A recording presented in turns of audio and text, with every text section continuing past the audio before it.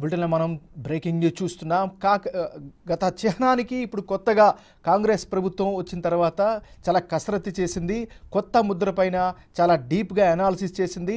తెలంగాణ వ్యాప్తంగా ఉండేటటువంటి మేధావులు, ఉద్యమకారులు, అదేవిధంగా రాజకీయ పార్టీలకు సంబంధించినటువంటి కీలక నేతలు అందరి యొక్క ఇన్పుట్స్ని తీసుకున్న తర్వాత తెలంగాణ సర్కార్ కొత్త ముద్ర పైన స్పష్టంగా ముందుకు వెళ్తున్నటువంటి పరిస్థితి కనిపిస్తుంది. అయితే మనం ఒకసారి ఈ పాత ముద్రకి కొత్త ముద్రకి మధ్యలో ఉండేటువంటి తేడాలను ఒకసారి కానీ గమనించినట్లయితే, పాత ముద్రను ముందు మనం పరిశీలిస్తే అది కూడా రౌండ్గా ఉండి గవర్నమెంట్ ఆఫ్ తెలంగాణ రాసు తెలుగు, అదేవిధంగా ఉర్దూ, ఇంగ్లీష్లో ఉండి ఎల్లో కలర్ బార్డర్ ఇచ్చారు.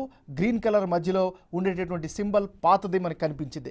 అందులో ప్రధానంగా కళాతోరణం, కాకతీయ కళాతోరణం, అదేవిధంగా దాని మధ్యలో చార్మినార్ సింబల్ని ప్రధానంగా హైలైట్ చేస్తూ, అదేవిధంగా 4 సింహాల రాజముద్రని అందులో వేసినటువంటి పరిస్థితి. ఇది గత బీఆర్ఎస్ సర్కార్లో చేసినటువంటి పాత ముద్ర.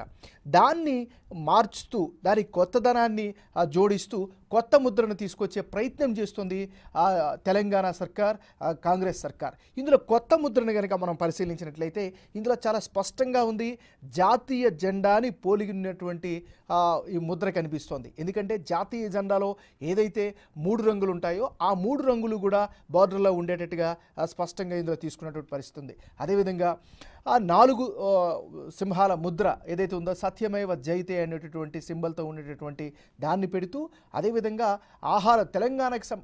తెలంగాణకు సంబంధించినటువంటి ఆ సంస్కృతిని, అదేవిధంగా ఉద్యమాన్ని ప్రతిబింబించేలాగా ఇందులో రూపొందించిన పరిస్థితి ఉంది. సో ఓవరాల్గా ఈ ముద్రలకు